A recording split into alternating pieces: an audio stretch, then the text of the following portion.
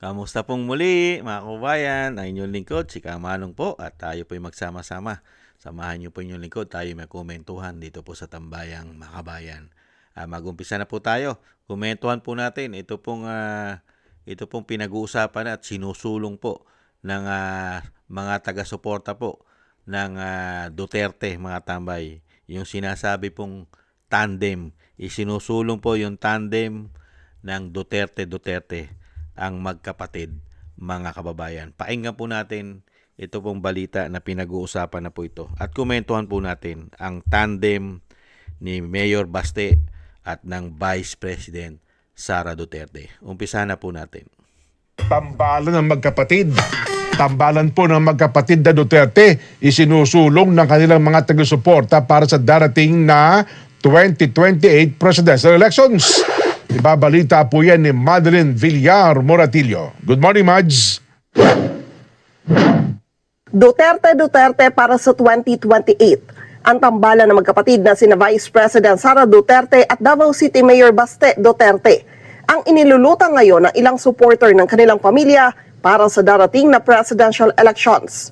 Ilan sa nagsusulong nito si Attorney Israelito Torion na minsang kumatawan kay Mayor Baste sa pagsasampa ng reklamo laban sa ilang opisyal ng gobyerno na nagdala sa kanyang ama na si dating Pangulong Rodrigo Duterte sa The Hague. Matatanda ang una nang nagdeklara si VP Sara na may napili na siyang posibleng running mate pero ayaw muna niyang pangalanan. Sabi ni VP Sara sa ngayon hindi pa niya prioridad ang 2028 elections. I am a presumptive candidate for the 2028 presidential elections pero hindi ko pa yon na pinagpaplanuhan sa ngayon. Wala pa rin umano sa kanyang prioridad maging ang pagbuo ng senatorial slate. Nitong Sabado sa selebrasyon ng Araw ng Davao, present si VP Sara. Ilang personalidad rin ang nagpunta at nagsalita sa entablado, kabilang sina Cavite Congressman Kiko Barzaga at Attorney Rowena Guanzon. Tulad ng impeachment, hindi yan ang prioridad at iniisip ko ngayon. Dahil napakarami sa ating mga kababayan ang nananawagan pa rin ng totoong pagmamahal at serbisyo galing sa ating pamahalaan. Sina Barzaga at Guanzon ay parehong kilalang kritiko ng Marcos Jr. administration. We welcome everyone to the celebration of Araw ng Davao. Nagpasalamat naman si VP Sara sa mga abogadong nagpunta sa Korte Suprema para ipaharang ang impeachment proceedings ng House Committee on Justice laban sa kanya. Nitong Biyernes, naghain ng petition for certiorari at umiling ng temporary restraining order si Attorney Israelito Torion laban sa mga ginagawang pagdinig ng Justice Committee. Gate nila depektibo ang mga reklamong pinagbatayan ng proceedings at bahagi lang umano ng fishing expedition laban sa Vice Presidente. Yan po mga kababayan, ang isinusulong po mga kababayan sa pangunguna po ni Atty. Torion, ang taga-suporta at abogado po ng Vice President at siyempre po ni dating Pangulong Duterte at pamilya Duterte. Maganda po yun mga tambay. Maganda rin po yun, yung tandem. Kasi tuloy-tuloy po ang magiging pagbabago at hindi po magkakaroon ng katulad ngayon, mga kababayan. Sa bagay, ang mga Duterte naman po mga kababayan, kahit po hindi Duterte, ay ang pamilya Duterte kasi nakita po natin kung paano maglingkod ang dating Pangulong Duterte, hindi po ba? Ang dating Pangulong Duterte kasi never silang namumulitika. Pagka po sila nakaupo, trabaho na po sila, puro trabaho. At inaayos po nila ang dapat ayusin. Ang problema ay dapat lutasin.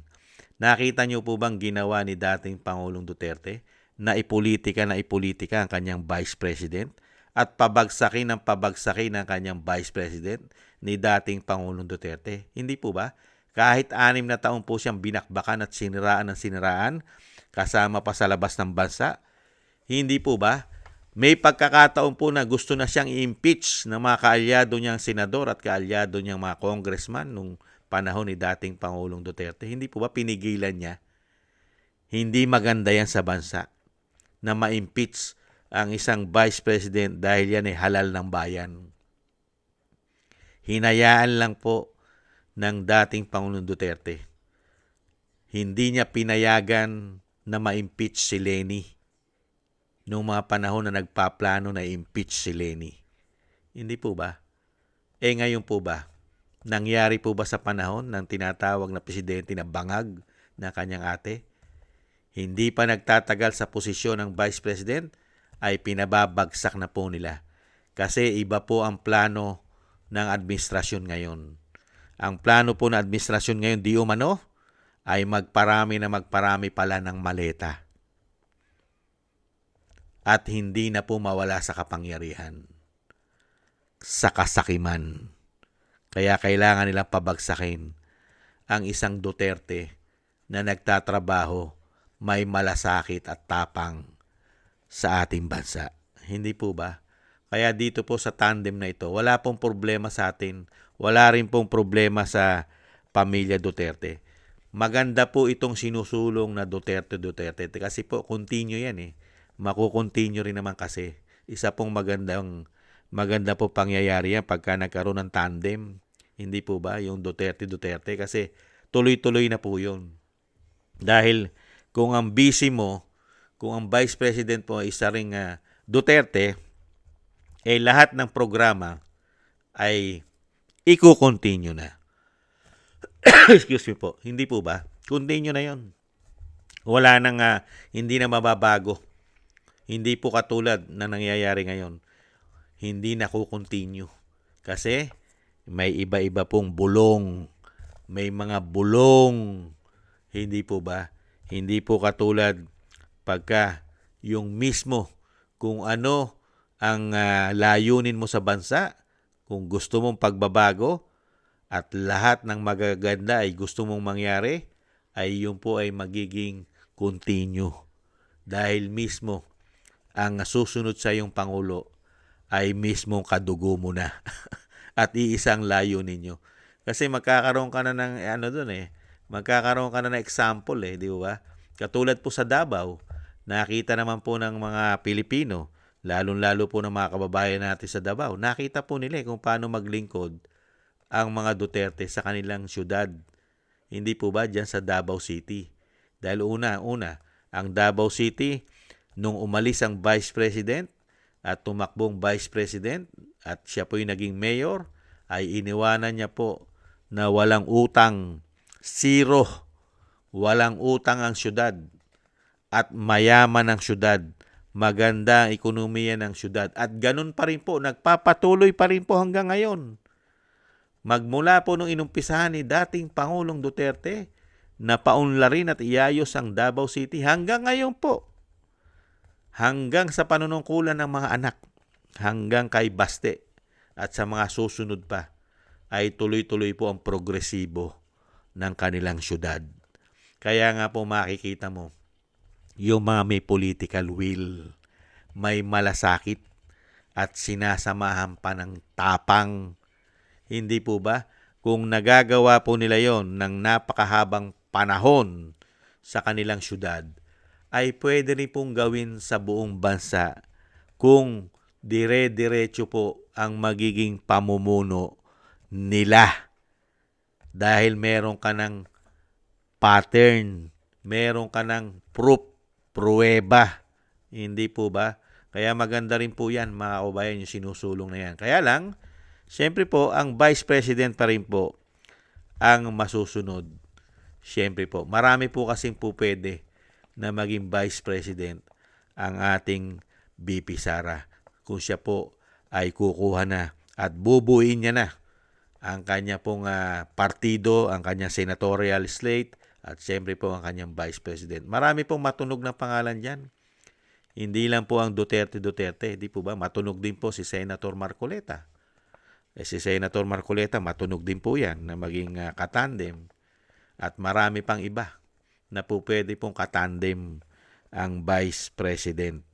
At siyempre, kung ano po ang magiging desisyon ng ating Vice President, ay doon po tayo hindi po tayo magkakaroon ng doubt doon at hindi po natin yung babatikusin dahil po alam ng Vice President ang magiging kapasidad ng kanyang Vice President. At syempre tayo, napakaganda po nun. Kung talagang magiging Duterte, wala na pong problema.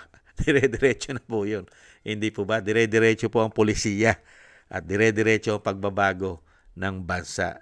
Pero tayo po yung maasa na ang Vice President ay maluklok bilang Pangulo ng bansa. Yan po ang ating dalangin at dasal, mga kababayan.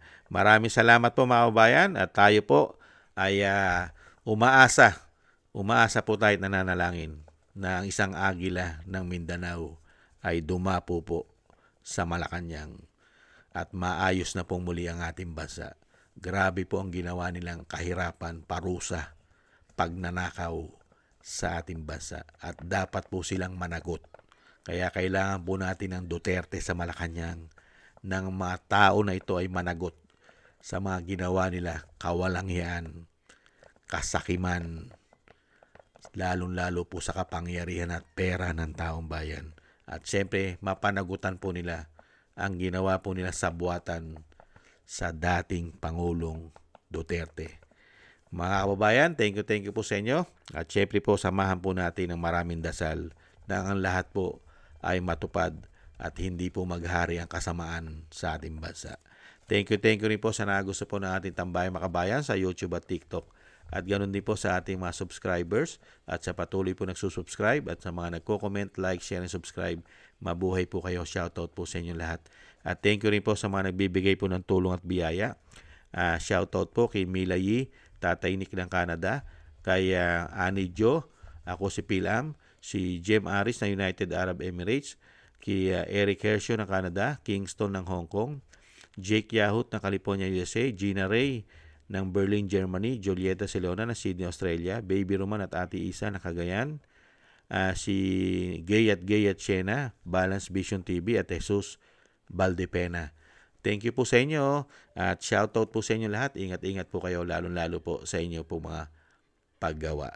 At syempre po yung dasal at panalangin po natin para po sa ating buong sambayanan at sa pamilya Duterte, ang ating Vice President, ganoon din po ang dating Pangulo at ang kanila pong buong pamilya ay maingatan po tayong lahat sa kapahamakan at madugtungan pa po ang buhay at kalakasan ng dating Pangulo. Maraming salamat po, mga kabayan. God bless po sa inyo lahat at taste po muna tayo. Bye-bye!